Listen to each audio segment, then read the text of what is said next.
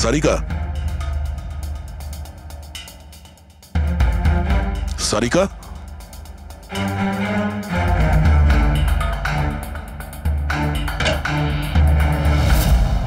সারিকা, সারিকা, অভিজিৎ, না না না না না, কিছু আমরা শেয়ারি থেকে রিল্যাক্স রিল্যাক্স, বাইরে এসো, বাইরে এসো, রবি, এসো। সাবধানে। তুমি ঠিক আছো তো? বসো, এখানে বসো। থ্যাংক গড একে পাওয়া গেছে। তুমি ঠিক আছো? সবাইকে মেরে দিয়েছে, সবাইকে মেরে দিয়েছে স্যার। এক মিনিট, এক মিনিট, কে করেছে এসব? কে ছিল সে? দয়া স্যার, কি হয়েছিল? স্যার সবাইকে মেরে দিয়েছে স্যার। কে মেরে দিয়েছে। কে কে মেরেছে? মেরে দিয়েছে স্যার। আমার মনে হয় এক্ষুনি একে হসপিটালে পাঠানো উচিত, ওর মানসিক অবস্থা ঠিক নেই। ঠিক হবে, মনে হচ্ছে শক পেয়েছে। রবি, তোলো একে, ওঠো, ওঠো। আমার সাথে এসো।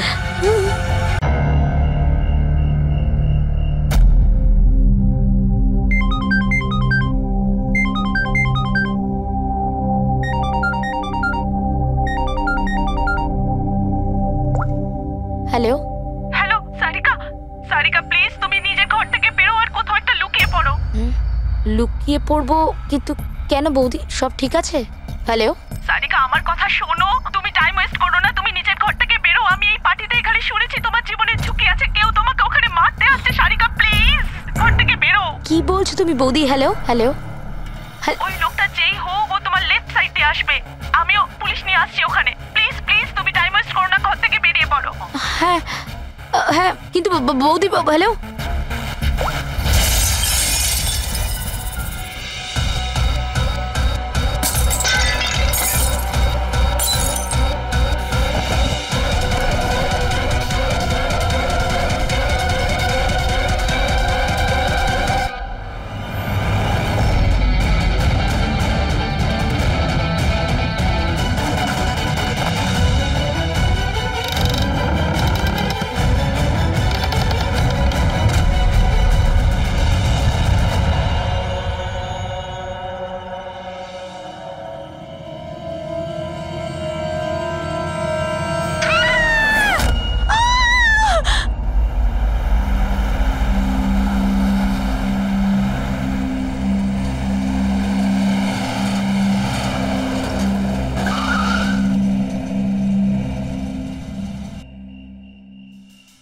এক তো না বলে চলে গেছে, আর ফোনও তুলছে না। আরে ভাই, এমন কেউ করে নাকি? আরে কমসে কম বলে যাওয়া তো দরকার ছিল। হয়তো কোনো প্রবলেম হবে এই জন্য ধরেনি। তুমি না সব সময় কাম অন, প্রবলেম তো আমাদের হয়েছে, অ্যাট লিস্ট আমাদের বলা দরকার ছিল ওর। আর না তো কি, একদম বাচ্চাদের মতো ব্যবহার, কারো চিন্তাই করে না। সি গাইস লিসেন, প্রথমে ঘরের ভেতর ঢুকে দেখি, এটাও তো হতে পারে যে ঘরের ভেতর রয়েছে। চলো চলো।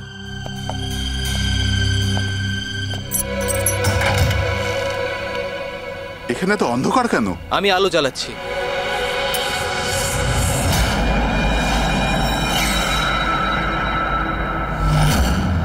এসব কি? সারিকা, আমার আগে থেকেই মনে হচ্ছিল যে ওই মেয়েটার প্রাণের সংশয় আছে। এই কথাটা আমার হালকাভাবে নেওয়া উচিত হয়নি, ওদের ভরসা করাই উচিত হয়নি। তুমি এত কেন ভয় পাচ্ছ? হয়তো মেয়েটা ঠিকই আছে। তুমি জানো না অভিজিৎ, এই মেয়েটার এমন একটা রোগ আছে যার কারণে যে কোনো সময় ওর জীবন যেতে পারে। কেউ যা খুশি করতে পারে ওর সঙ্গে, কিন্তু ও জানতেই পারবে না। জানতে পারবে না? স্যার, ওকে ঘুমাতে আছে? না, কমায় না, একটা অদ্ভুত রোগ। আমিও এই রোগের ব্যাপারে আগে কখনো শুনিনি। একটা অসুস্থ মেয়েকে তার পরিবারের লোক মারতে কেন চাইবে? যতটা আমি ওদেরকে চিনেছি, আমার মনে হচ্ছে যে ওদের ভাবসাব খুব একটা সুবিধার নয়। সারিকার সঙ্গে আমার কয়েকদিন আগেই দেখা হয়। একদিন আমি অফিস থেকে যখন বাড়ি যাচ্ছিলাম,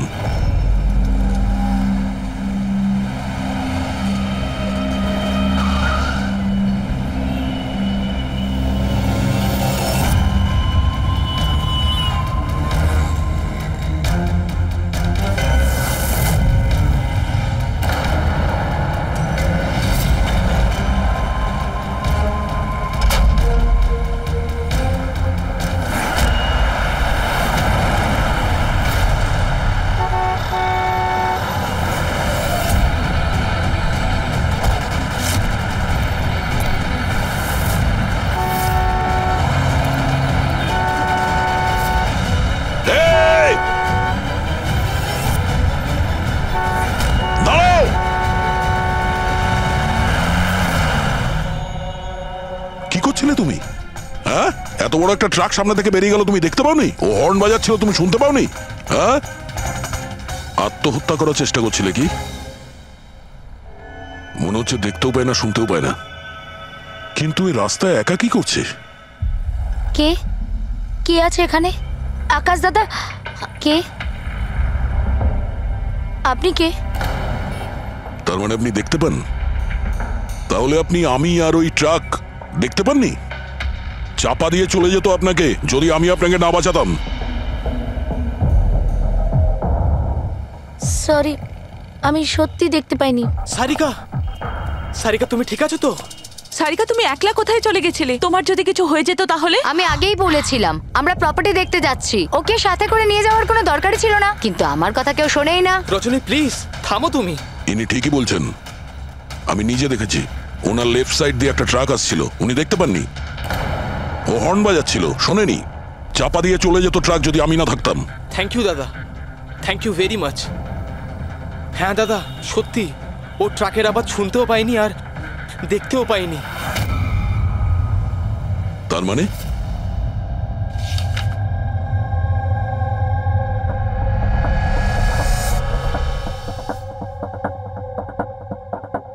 এইসব আপনি, মানে আপনার শুধু জিনিস আর সবার এই ডান দিকটা নজরে আসে না, শুধু বাঁ দিকটা নজরে আসে? হ্যাঁ স্যার। তার মানে এই মুহূর্তে আমি আপনার সামনে আছি, আপনি আমার অর্ধেকটা দেখতে পাচ্ছেন, আমার এই ডান দিকটা আপনি দেখতে পাচ্ছেন না? না স্যার, দেখতে পাই না। আমার যত কাছে কেউ থাকুক না কেন, যদি সে আমার বাঁ দিকে দাঁড়িয়ে থাকে তাহলে না আমি তাকে শুনতে পাই আর না দেখতে পাই স্যার। আমার এই সমস্যাটা রয়েছে স্যার, হেমিস্পেশাল নেগলেক্ট। এই রোগের কারণের জন্য স্যার আমার মাথা লেফট সাইড রেজিস্টার করতে পারে না স্যার, শুধুমাত্র ডান দিকটাই বুঝতে পারি আমি স্যার। সেই জন্য আপনি এইসব পেন্টিংস, এই লোকজন, সবার ডান দিকটাই দেখতে পাই আমি স্যার। তাহলে এই অসুখের কোনো ট্রিটমেন্ট নিশ্চয়ই আছে। আর আপনারা ওনাকে রাস্তায় যেতে দিলেন কি করে? আপনারা তো জানতেন যে ওনার সঙ্গে কি হচ্ছে, তারপরেও যদি কিছু হয়ে যেত ওনার? স্যার আপনি বলুন স্যার, ওর তো নিজের বুদ্ধি ব্যবহার করার দরকার ছিল। ওর কি দরকার ছিল রাস্তায় একা যাবার? আর এ কোনো ছোট বাচ্চা নাকি যে 24 ঘন্টা ওকে নজরে রাখতে হবে? ইনফ্যাক্ট আমরা এর জন্য একটা বেবি সিটার রেখে নিই যে 24 ঘন্টা ওর দিকে নজর রাখবে। এখন এসব বলে কি হবে? হ্যাঁ, ভুল আমাদের হয়েছে, এটা তোমরা মানো আর না মানো আমি মানি। Sir I am so sorry sir. Sir এই ভুল আর দ্বিতীয়বার আর হবে না। সারিকা আমার ছোট বোন, আর এর খেয়াল রাখার আমার দায়িত্ব স্যার। কারেক্ট, এরপর থেকে এরকম কোনোদিন হবে না। আর তাছাড়া এখন তোমার ওষুধ খাওয়ার সময় হয়েছে না, চল ওষুধ খাবে। স্যার এটা তো খুবই ভয়ঙ্কর রোগ, যদি কেউ ওর লেফট সাইডে সোজাসুজি অ্যাটাক করে তাও বুঝতে পারবে না। এক্স্যাক্টলি, এই ব্যাপারটাতেই আমার ভয়। এক তো এই অসুখ, তার উপরে কোটি টাকার সম্পত্তির একলা ওয়ারিশও। সারিকার মা বাবা একটা অ্যাক্সিডেন্টে মারা গেছে, সারিকা বেঁচে গেছে, কিন্তু ওর এই হেমিস্পেশাল নেকলেট অসুখ হয়ে গেছে। ওর আশেপাশেও দেখভাল করার জন্য তো অনেক লোক আছে, কিন্তু তার মধ্যে জানি না কতজন আছে যারা সৎভাবে ওর ভালো চায়। এরকম কেন মনে হচ্ছে তোমার? অভিজিৎ, ওই উইল অনুযায়ী সারিকার পরে পুরো সম্পত্তি এই আত্মীয়দেরই পাওয়ার কথা, আর আমার প্রথম থেকেই এদেরকে খুব একটা ভালো লাগছে না। আর এই কিছুদিন আগে আমি ওর বার্থডে পার্টিতে গেছিলাম। চলো সারিকা, এবার কেকটা কাটো। দাদা আর 2 মিনিট ওয়েট করে যাই, দয়া স্যার হয়তো চলে আসবেন, আমি ওনাকেও ইনভাইট করেছি। অন্তত আমাদেরও বলতে পারতে। আরে কে কি বললো না ভাই? ও আই এম সো সরি, আসতে একটু দেরি হয়ে গেল। Many many happy returns of the day, happy birthday. I will take it, দাও। আপনি আপনাকে ঠিক চিনতে পারলাম না। আমি বলছি, এ হলো কৃতি। সারিকার মতো পেশেন্টদেরকে হ্যান্ডেল করার জন্য ইনি ট্রেনিং নিয়েছেন, আর আমি ইনাকে 24 ঘন্টা সারিকার সাথে থাকার জন্য অ্যাপয়েন্ট করেছি। আশা করি আপনি সারিকাকে নিয়ে আর চিন্তিত হবেন না। একদম।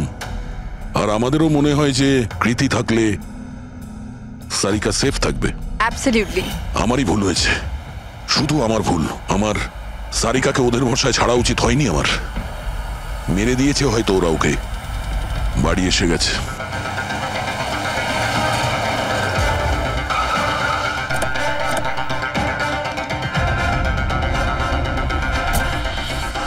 কোথায় ও? হ্যাঁ, কি করেছো তোমরা ওর সাথে? স্যার আমরা তো জানি না কি হয়েছে, আমরা তো কিছুই করিনি স্যার। এক মিনিট, কি হয়েছে কি এখানে? স্যার ড্রয়িং রুমের অবস্থা দেখে আমরা এতটাই ভয় পেয়ে গেছি যে আমরা ভিতরে যাইনি। আগে এটা বলো, সারিকা কোথায়? স্যার আমরা কিচ্ছু জানি না, আমরা কিচ্ছু দেখিনি স্যার। আমরা এইসব দেখে ঘাবড়ে গিয়েছিলাম আর সোজা আপনাকে ফোন করেছিলাম। ঠিক আছে, আমরা দেখে নিচ্ছি। পঙ্কজ, এদের সবার স্টেটমেন্ট রেকর্ড করো, আর কাউকে ভিতরে আসতে দেবে না।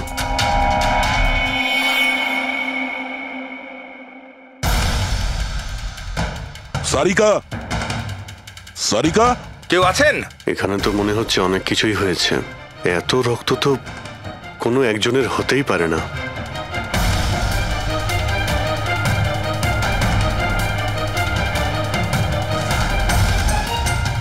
স্যার, হ্যাঁ স্যার এই দেখুন, কেউ লুটপাট করার জন্য ঢুকেছিল কিন্তু টাকা নিয়ে বেরোতে পারেনি। যেই ওকে বাধা দেওয়ার চেষ্টা করেছিল তার উপরেই আক্রমণ করে। স্যার, লাশ। সারিকা?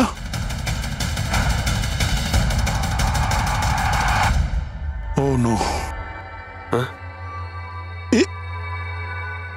মানালি তো এরপর থেকে এরকম কোনোদিন হবে না। আর তাছাড়া এখন তোমার ওষুধ খাওয়ার সময় হয়েছে না? সারিকার ছোট বৌদি জয়ন্তর স্ত্রী। তাহলে ও কোথায় আছে?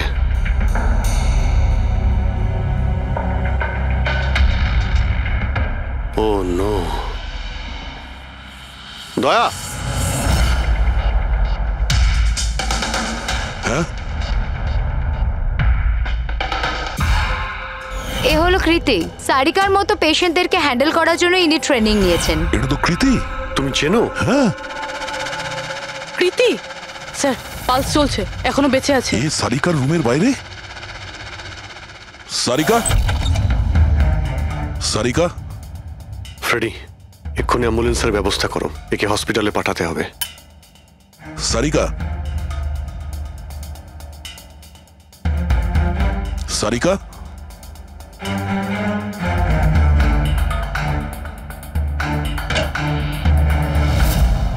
সারিকা, সারিকা, অভিজিৎ। না না না না না, কিছু নেই, কিছু নেই। রিল্যাক্স, আমরা সিআইডি থেকে। এসো, রিল্যাক্স, বাইরে রিল্যাক্স। এসো, বাইরে এসো, বাইরে এসো। রবি, এসো। সাবধানে। তুমি ঠিক আছো তো? বসো, এখানে বসো। থ্যাংক গড, একে পাওয়া গেছে। তুমি ঠিক আছো? সবাইকে মেরে দিয়েছে, সবাইকে মেরে দিয়েছে স্যার। এক মিনিট, এক মিনিট। কে করেছে এসব? কে ছিল সে? দয়া স্যার, কি হয়েছিল? স্যার সবাইকে মেরে দিয়েছে স্যার। কে মেরে দিয়েছে। কে কে মেরেছে? মেরে দিয়েছে স্যার। আমার মনে হয় এক্ষুনি একে হসপিটালে পাঠানো উচিত। ওর মানসিক অবস্থা ঠিক নেই। ঠিক হবে, মনে হচ্ছে শক পেয়েছে। রবি, তোলো একে। ওঠো, ওঠো। আমার সাথে এসো।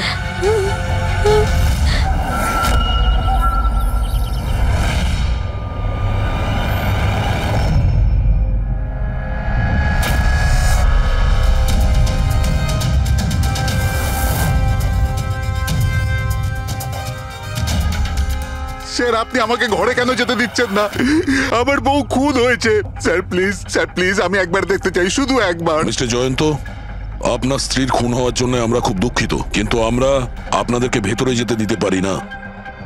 3 জনের উপর হামলা হয়েছে, একজন মারা গেছে, একজন আহত, আর একজন শক পেয়েছে। আর আপনারা বলছেন যে আপনারা কিছুই জানেন না। হ্যাঁ, সত্যি আমরা কিচ্ছু জানি না স্যার। ইনফ্যাক্ট আমরা এখানে কেউ ছিলামই না স্যার। আমরা সবাই নিউ বোম্বেতে ছিলাম একটা পার্টিতে। কোন পার্টি? স্যার একটা ফ্রেন্ডের রিসেপশনের পার্টি। তো আপনারা সবাই ওখানে গিয়েছিলেন তো? মানালি। ও বাড়িতে কেন ছিল? স্যার মানালি আমাদের সঙ্গে গিয়েছিল। বাড়িতে শুধু সারিকা আর কৃতি ছিল, কারণ স্যার সারিকা শরীর খারাপ ছিল। কিন্তু স্যার এই পার্টি থেকে হঠাৎ মানালি কি করে হারিয়ে গেল আমরা কিচ্ছু জানি না স্যার। স্যার হ্যাঁ পূরবী, স্যার এই দেখুন, এর নখে এবং এর বডিতে অনেক গুঁড়ো চুল পাওয়া গেছে। স্যার এই কাঁচের টুকরোগুলো দেখুন, বেশ মোটা, মনে হচ্ছে কারো চশমার কাজ।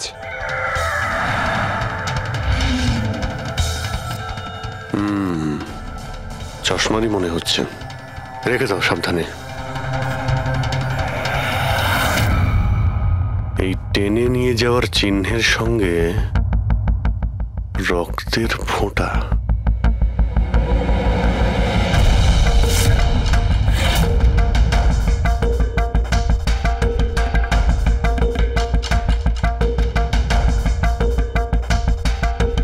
এখানে এতটা রক্ত, মানে এখানে এসে দাঁড়ায় আর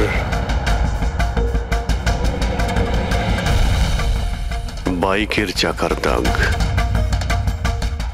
কেউ আহত অবস্থায় এখানে আসে আর বাইকে উঠে এখান থেকে বেরিয়ে যায়। আচ্ছা একটা কথা বলুন তো, আপনাদের মধ্যে বাইক কার কাছে আছে? বাইক? না স্যার বাইক তো কারুর কাছে নেই, আমাদের সবার কাছে নিজের পার্সোনাল গাড়ি আছে স্যার।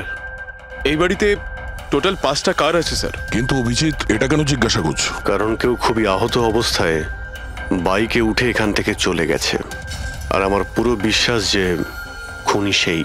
আই থিঙ্ক এর জবাব সারিকাই দিতে পারবে। ওর জ্ঞানটা একবার ফিরে আসুক। বাই দ্য ওয়ে, আপনাদের মধ্যে কি কারো চোট বা আঘাত লেগেছিল? আঘাত আমাদের? স্যার আপনার কথার মানে কি? আমাদের কেন চোট লাগবে? আপনারা আমাদেরকে সন্দেহ করছেন? যতক্ষণ এই কেসটা সলভ না হবে আমরা সবার উপরেই সন্দেহ করব, আর আপনারা যদি আমাদের সঙ্গে সহযোগিতা না করেন তাহলে আমাদের সন্দেহ আরো বেড়ে যাবে। হ্যাঁ, তাই প্লিজ কোঅপারেট।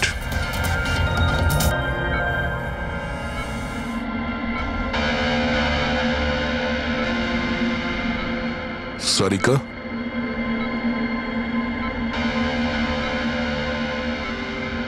আচ্ছা তুমি কি ঠিক আছো? অভিজিৎ, সারিকা, দয়া স্যার। তুমি ঠিক আছো?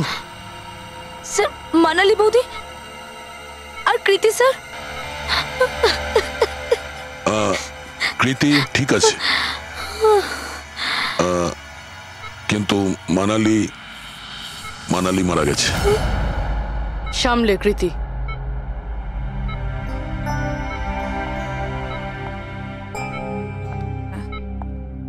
কৃতি, কৃতি তুমি ঠিক আছো তো? I am so glad you okay. Thank God তুমি ঠিক আছো।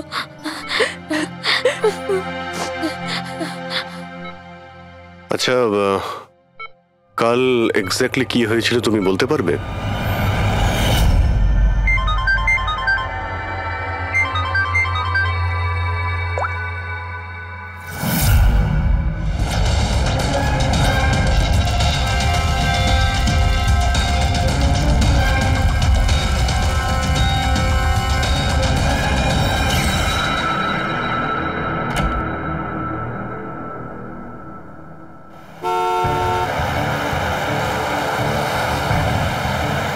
বৌদি,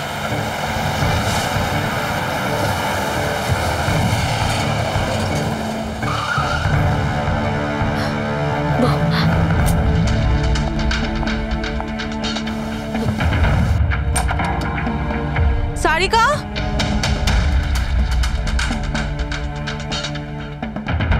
সারিকা, সারিকা কোথায় তুমি?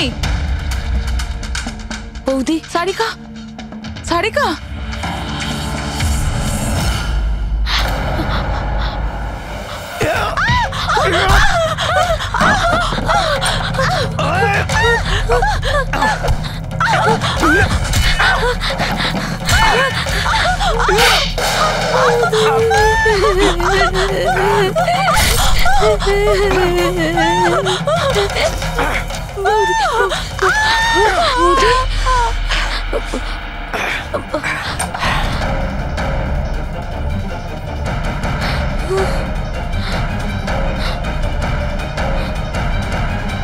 কৃতি, কৃতি, কৃতি। তো তুমি ওনার দরজাতে ধাক্কা দিয়েছিলে। তো কৃতি, আপনি কি দেখেছিলেন? আপনার উপরে আক্রমণ কি করে হলো? সারিকার জোরে চিৎকারের আওয়াজ পেলাম, আমি তখনই ঘর থেকে বাইরে আসি। সারিকা, এইসব কি করে? কৃতি, কৃতি, সারিকা তুমি ঠিক আছো তো? কৃতি, আমি আমি আমার রুমে। কৃতি, আমি এখানে। Okay okay okay Sarika, you don't worry, I am coming. Kriti সাবধানে, খুনি এখনো বাড়িতেই আছে। খুনি? সারিকা, তুমি ওকে দেখেছো যে কৃতির ওপর হামলা করেছে? হ্যাঁ স্যার, আমি দেখেছিলাম। সারিকা, সারিকা, কৃতি, কৃতি, সারিকা, সেই মুহূর্তে তুমি যা যা দেখেছো সেটা তুমি একটা পেপারের ওপর আঁকতে পারবে? হ্যাঁ স্যার, যখন আমি ওনাকে মানালি বৌদির পেছনে দেখেছিলাম তখন খুব ভয় পেয়ে গেছিলাম। আমি শুধু ওই মুখটার একটা ঝলক দেখতে পেয়েছিলাম স্যার। যখন আমি আবার দেখি তো তখন আমি শুধু হাতটুকু দেখতে পাই। কৃতি আমার দিকে আসছিল আর তারপর পিছন থেকে হাত এলো, ওই হাতটা ওর ওপর হামলা করলো। লোকটা রেনকোট পরেছিল আর গ্লাভস আর একটা বড় চকমকি ঘড়ি, এই যে একেবারে সেরকমই হুবহু যেমনটা আমি দেখতে পেয়েছিলাম।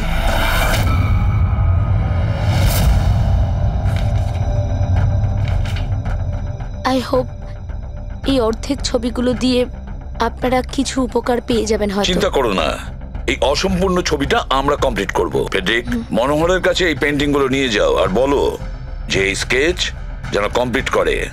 Sarika, thank you so much. আপনি যেতে পারেন, টায়ার্ড হয়ে গেছেন হয়তো। চলো সারিকা।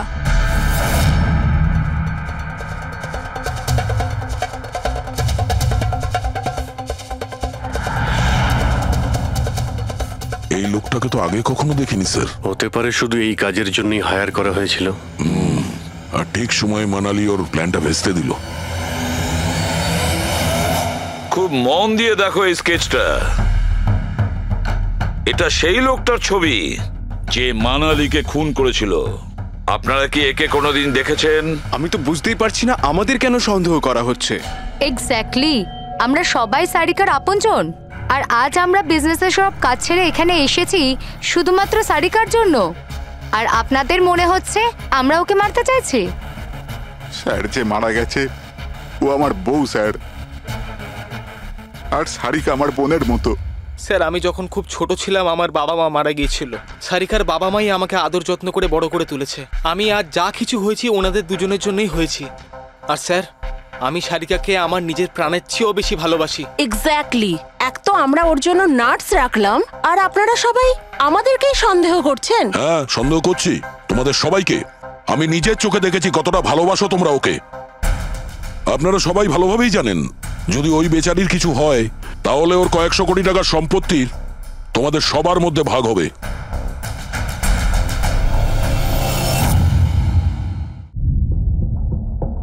ওকে বাড়িতে রেখে তোমরা সবাই পার্টিতে গিয়েছিলে। ওখানে মালিনী কোনো কথা শুনেছিল যে কোনো খুনি ওকে মারতে চলেছে। মালিনী কাউকে কিছু না বলেই নিজে ওকে সাবধান করে আর চলে যায় সেখানে যেখানে খুনি মানালিকে মেরে ফেলে। আর যদিও পার্টিতে এই কথাটা শুনে থাকে তাহলে আপনাদের মধ্যে কেউ হবে? কেউ না? ঠিক আছে, তোমরা এখন যেতে পারো, কিন্তু একটা কথা ভালো করে মনে রাখবে, আমাদের কড়া নজর থাকবে তোমাদের উপরে। অভিজিৎ, দয়া, ও বলছিল মানালি ওকে ফোন করেছিল যে মানালি পুলিশ নিয়ে ওর বাড়িতে পৌঁছচ্ছে। এক্স্যাক্টলি স্যার, কিন্তু ও না আমাদের সঙ্গে কন্ট্যাক্ট করেছে না পুলিশের সঙ্গে। হতে পারে কেউ ওর পিছু নিয়েছিল, তাই হয়তো ভয় পেয়ে গিয়েছিল। একটা কাজ করি আমরা, পঙ্কজ, পুরবী, ওই পার্টিতে যে কয়জন লোক এসেছিল ওদের প্রত্যেকের নাম আর ফোন নাম্বার বের করো, আর খোঁজ নাও ওই রাতে মানালির বাড়ির আশেপাশে ওদের মধ্যে কার ফোন অ্যাক্টিভ ছিল।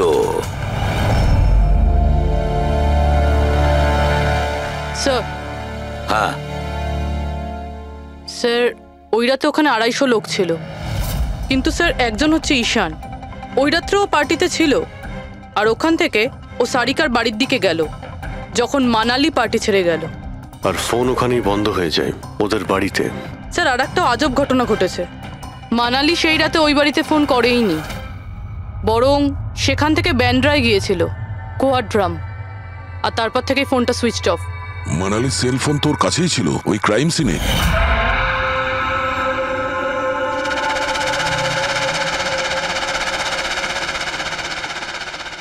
Switch off?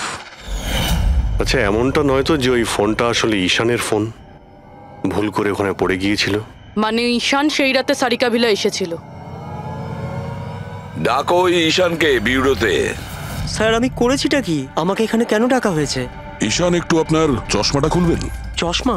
স্যার, এটা তো উইদাউট নাম্বারের চশমা, এটা তো আমি রেগুলার পড়ি না। ডক্টর সালুকের কাছে নিয়ে যাও এটা।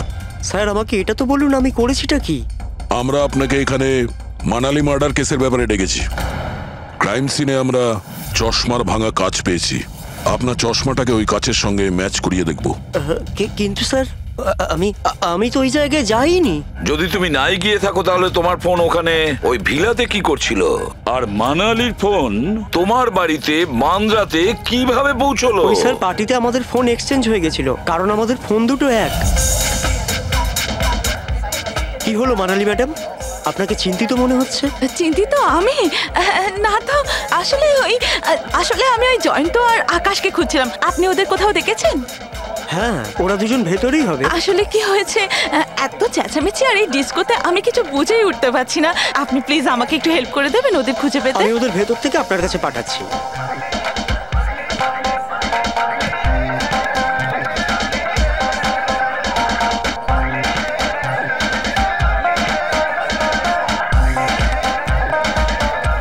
মানালি? ঈশান, তুমি তো বলছিলে মানালি খুঁজছে আমাদের। কোথায় মানালি? আরে এক্ষুনি তো এখানেই ছিলেন মানালি, কি জানি কোথায় চলে গেলেন। ওই দিকটা কি দেখি, চলো। স্যার, আমার ফোন সুইচ অফ ছিল, এই জন্য আমি মানালিকে বলতে পারি। সেই কারণে মানালি পুলিশকে ফোন করতে পারেনি। স্যার, আমাকে বিশ্বাস করুন, আমি খুন করিনি। খুনি না হলেও খুনির সঙ্গী তো হতে পারো, যে ওখানে ওই পার্টিতে উপস্থিত ছিল। তুমি পার্টিতে মালিনীর সমস্ত কথা শোনো, আর যখনই মানালি ওখান থেকে বেরোয় তুমি মানালির পিছু নাও। কোনো কায়দা করে তুমি মানালির ফোন তোমার বাড়ি ব্যান্দ্রাতে পাঠিয়ে দিলে, আর ওখানে পাওয়া চশমার কাঁচের টুকরো, আমাদের সন্দেহ ওটা তোমার চশমার রিপোর্ট তো আমরা পেয়েই যাব আমাদের ফরেন্সিক ল্যাব থেকে।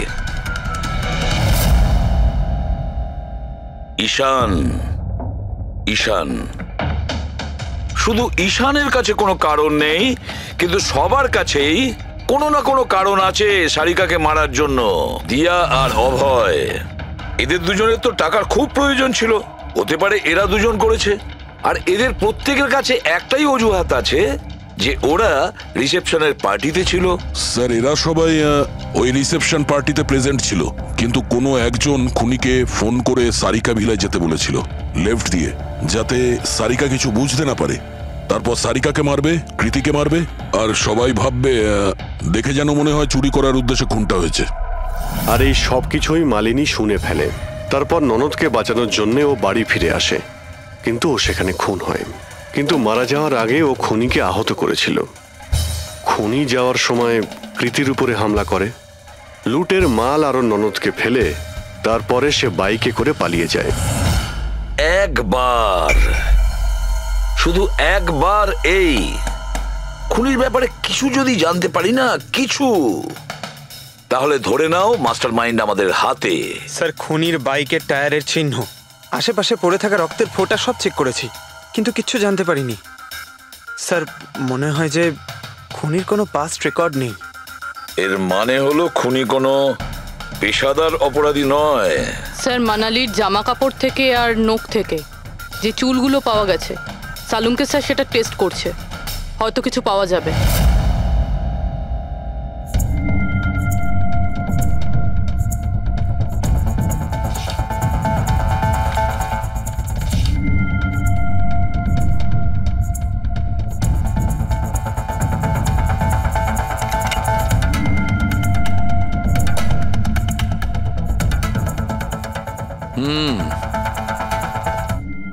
আমার আন্দাজ একদম ঠিক ছিল। এবার শুধু ডিএনএ রিপোর্টটা দরকার। হ্যাঁ সালুকে বস, হ্যাঁ একটা কথা ঠিক যে ঈশান খুনি নয়, কারণ ক্রাইম স্পট থেকে এই যে চশমার লেন্সের ভাঙা টুকরো পাওয়া গেছে, এইগুলো ঈশানের চশমার সঙ্গে ম্যাচ করছে না।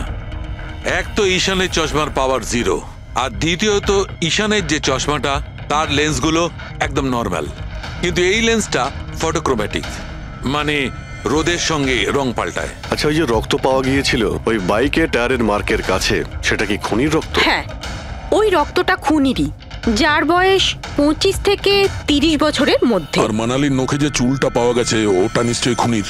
আসলে বস, হাতাহাতি করবার সময় চুল গোড়া থেকে উপড়ে আসে, অথচ এই যে চুলটা এটা উপড়ে আসেনি, কাটা হয়েছে। আর এইটা দেখো স্ক্রিনে, যতগুলো চুল আছে সব আলাদা আলাদা রকমের। কোনো চুল সিধে, কোনোটা কোঁকড়ানো, আর ওগুলো রং দেখো, প্রত্যেকটা চুলের রং আলাদা, কোনোটা কালো, কোনোটা ব্রাউন, কোনোটা ডার্ক ব্রাউন, আর ওই গোল্ডেনও আছে। এই চুলগুলো একটা লোকের হতেই পারে না। আলাদা আলাদা লোকের চুল? হ্যাঁ দয়া, এই চুল থেকে আমরা বিভিন্ন ধরনের কেমিক্যাল পেয়েছি, যেমন হচ্ছে কেরাটিন, ফিফটাইন, আর অনেক কিছু। আমার মনে হচ্ছে না যে এই চুলগুলো কোনো একজন লোকের মাথার চুল। Hello, oh good, very good, thank you very much, good news, bye. DNA টেস্টের রিপোর্ট, এই রিপোর্ট এই বিষয়টা কনফার্ম করছে যে এই যে চুলগুলো সেগুলো কোনো একজন ব্যক্তির চুল নয়। যে লোকটার ড্রেসের ওপর আলাদা আলাদা চুল আছে, আলাদা আলাদা লোকের কাটা চুল, সেই লোক কোনো বড় সেলুনে কাজ করে, হেয়ার স্টাইলিস্টের।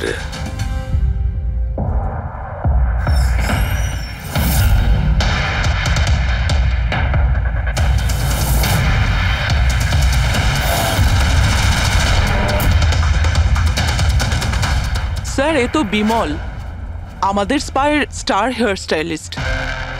স্যার, এখানে যেই আসুক না কেন সবাই ওর কাছেই হেয়ার স্টাইল করতে চাইতো, কিন্তু স্যার এই কিছুদিন ধরেই হলো এই টাকা পয়সা নিয়ে ভীষণ চিন্তিত থাকতো। এর জুয়া খেলার খুব অভ্যাস ছিল, কিন্তু স্যার এই খুন করবে এটা স্যার আমি একদম ভাবতেই পারছি না। যাই হোক, এখনো কোথায় আছে বলতে পারবেন? স্যার, একে এখন কোথায় পাবেন এটা আমি বলতে পারবো না, তবে কিছুদিন যাবত এখানেও কাজে আসছে না, আর নাও আমার ফোন তুলছে। আপনি ওর ফোন নাম্বার আর অ্যাড্রেসটা দিন আমাদের। হ্যাঁ স্যার, আমি এখনই আনছি।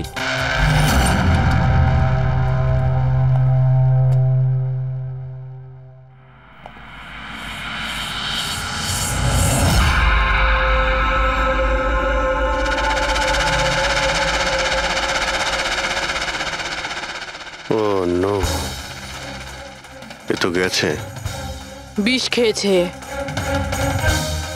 এখানে আঘাত লেগেছে, আর এই কাঁধেও নখের চিহ্ন। মানে এই হলো সেই যে মানালিকে খুন করেছে। দেখো কিছু পাওয়া যায় কিনা।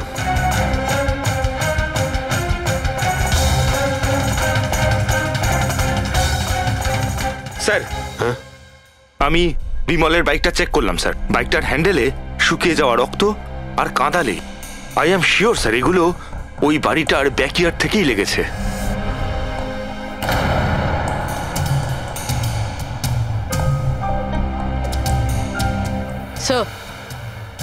স্যার, এই ভেঙে যাওয়া চশমা আর এই রেনকোট পেয়েছি। রেনকোটে রক্ত লেগে আছে।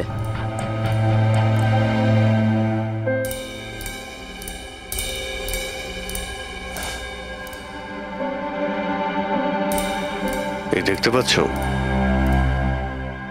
বাঁ হাতে ঘড়ি। হ্যাঁ, তাহলে স্যার যদি বিমল বাঁ হাতে ঘড়ি পরতো তাহলে ও কি করে বললো যে ডান হাতে ঘড়ি পরা ছিল?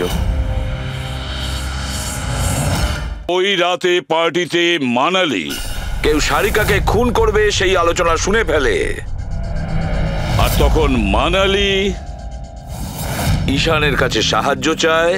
ওকে বলে যে জয়ন্ত আর আকাশকে ওখানে পাঠিয়ে দিতে। এর মানে আকাশ আর জয়ন্ত দুজনেই নির্দোষ। বাকি রইল এই তিনজন, রজনী, অভয় আর দিয়া। ওই খুনের মাস্টারমাইন্ড এই তিনজনের মধ্যেই কেউ হবে। আচ্ছা স্যার, ওই কলের অন্যদিকে কে ছিল? স্যার ওই বিমল হতে পারে। না স্যার, আমি বিমলের ফোন রেকর্ড চেক করেছি। ওই রাত্রে ওদের মধ্যে কেউই বিমলকে ফোন করেনি। তাহলে অপর প্রান্তে কে ছিল সেদিন? ল্যান্ডলাইন? আচ্ছা, ওদের বাড়ির ল্যান্ডলাইন ফোন? হ্যাঁ, হতে পারে। ফ্রেডি, পঙ্কজ, একটু খোঁজ নিয়ে দেখো তো 11টার আশেপাশে ওদের ল্যান্ডলাইনে কেউ ফোন করেছিল কিনা। ওই মেয়েটার কথা অনুযায়ী খুনির ডান হাতে ঘড়ি পড়েছিল, যেখানে বিমল বাঁ হাতে ঘড়ি পড়েছিল। আরও এটাও বলেছিল যে খুনি যে রেনকোট পরেছিল সেটা ব্লু কালারের ছিল, কিন্তু আমরা বিমলের বাড়ি থেকে যে রেনকোট পেয়েছি সেটা কালো ছিল। হতে পারে সারিকা কিছু ভুল করেছিল, ঠিকমতো দেখতে পাইনিও। স্যার, স্যার ওই রাতে 11:30টার সময় বাড়িতে কেউ ফোন করেছিল। কে ফোন করেছিল? আপনারা সত্যি বলছেন এই সব কিছুর পেছনে আমার নিজের লোকের হাত আছে? একটু অপেক্ষা করুন, সব জানতে পারবেন। স্যার, আপনারা আবার কেন খোঁজ খবর নিচ্ছেন? একবার তো খোঁজ খবর নিয়েছেন। সেদিন প্রমাণ একত্রিত করার জন্য আর আজ কেস ক্লোজ করার জন্য। আপনি একটু অপেক্ষা করুন, এখনই সবকিছু জানতে পেরে যাবেন। স্যার, পেয়ে গেছি। কিন্তু এটা তো সেই রেনকোটটাই যেটা ওই খুনি পড়েছিল। এখানে কি করে এলো?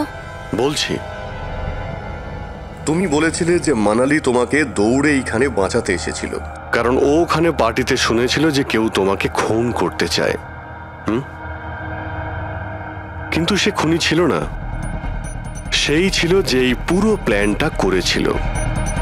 আর যার সঙ্গে ওর ফোনে কথা হয় সেও কিন্তু খুনি নয়, অন্য কেউ ছিল। সেই সময় এই বাড়িতেই সে তোমার সঙ্গে উপস্থিত ছিল। বাড়িতে? ওই সময় আমার সাথে কৃতি, কারেক্ট? এটা পুরো প্ল্যান ছিল। খুনি কাজ ভেঙে বাড়ির ভেতরে ঢোকে, কিন্তু গন্ডগোল তখন হলো যখন ও মানালিকে মারল সারিকা ভেবে। মানালি তো মারা গেল, কিন্তু মরার আগে ও খুনিকে এতটাই আহত করে দিয়েছিল যে খুনি এখানে সারিকাকে মারার জন্য দাঁড়ায়নি, পালিয়ে গেছে। Sir sir, 1 minute. যদি খুনি পালিয়ে গেল তাহলে কৃতিকে কে মারলো? কারণ সারিকা নিজের চোখে কৃতির উপর হামলা হতে দেখেছে। হ্যাঁ, আমি দেখেছিলাম। ওই হাতটা এলো আর ও কৃতির উপর হামলা করেছিল। হামলা তো হয়েছে, কিন্তু করলোটা কে?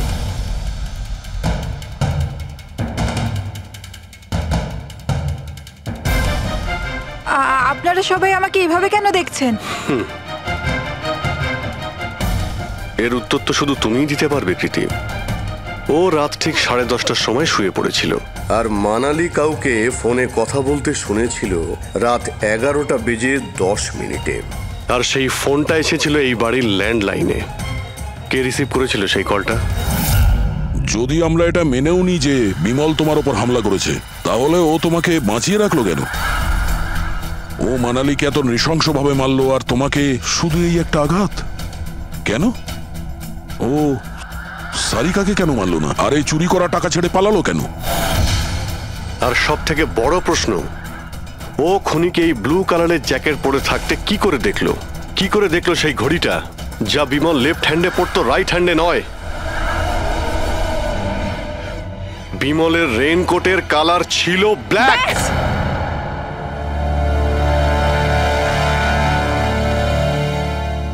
ঠিক চিনেছেন আপনারা।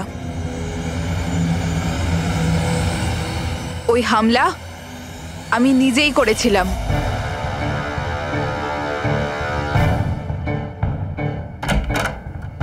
সারিকা, সারিকা কোথায় তুমি? মানালি এখানে এই সময়? Sarika,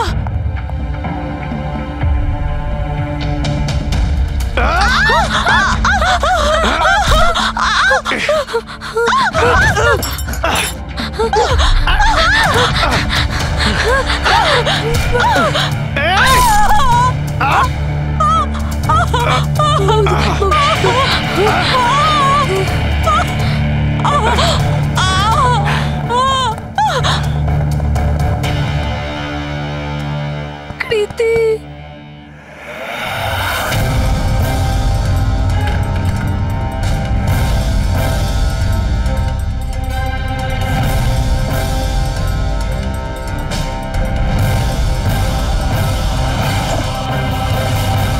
I am coming, Sarika. Don't worry.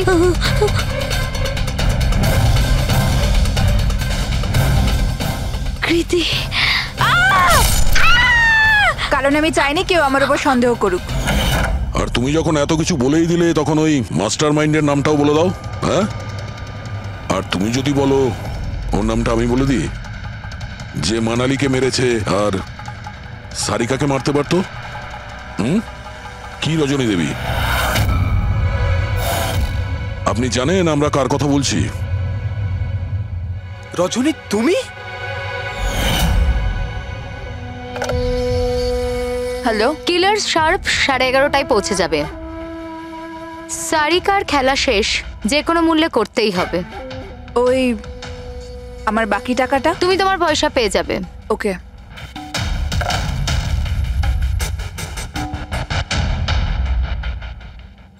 রজনী, তোমার জন্য আমি আমার বউকে। আমার পয়সার দরকার ছিল।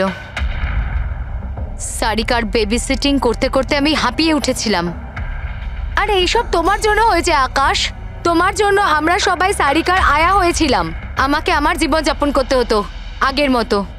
এই জন্য আমি প্ল্যান করেছিলাম আর কৃতিকে বাড়িতে নিয়ে এসেছিলাম। পার্টিতে যাওয়াও আগে থেকেই ঠিক ছিল, যাতে আমি সময় পাই প্ল্যান করার। সব ঠিক চলছিল, শুধু বিমলের ব্যাপারে একটু ভুল হয়ে গেল। না হলে এত কিছু হয়ে যাওয়ার পরেও দেখছি তোমার কোনো অনুতাপ নেই, বরং নিজের প্ল্যান নিয়ে গর্ব করছো। তুমি অনেক সময় পাবে নিজের প্ল্যানের ভুল ত্রুটি ধরার, কারণ তোমার এই বাকি জীবন এবার তোমাকে জেলের মধ্যে বসেই কাটাতে হবে।